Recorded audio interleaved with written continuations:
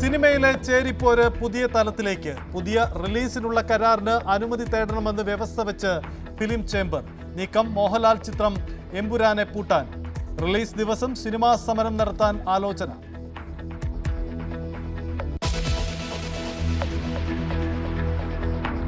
ഇന്ന് മഹാശിവരാത്രി. പ്രയാഗ്രാജിൽ മഹാകുംഭമേളയ്ക്ക് സമാപനം.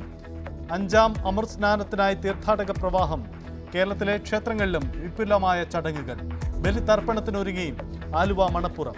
ഇഷ യോഗ ഫൗണ്ടേഷനിലും ആഘോഷം. കേന്ദ്ര ആഭ്യന്തരമന്ത്രി അമിത്ഷാ പങ്കെടുക്കും.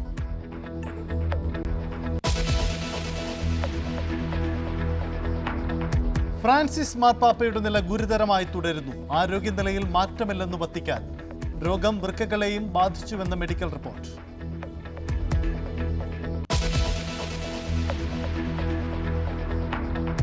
ഡൊണാൾഡ് ട്രംപിന്റെ സമ്മർദ്ദത്തിന് ഒടുവിൽ വഴങ്ങി സെലൻസ്കി. യുക്രൈനിലെ ധാതു വിഭവങ്ങളുടെ ഖനനാവകാശം അമേരിക്കയ്ക്ക് നൽകാൻ സാധ്യത.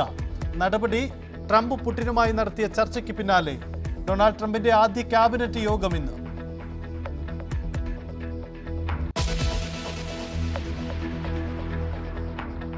രഞ്ജി ട്രോഫിയുടെ ഫൈനലിൽ കേരളത്തിന് മികച്ച തുടക്കം.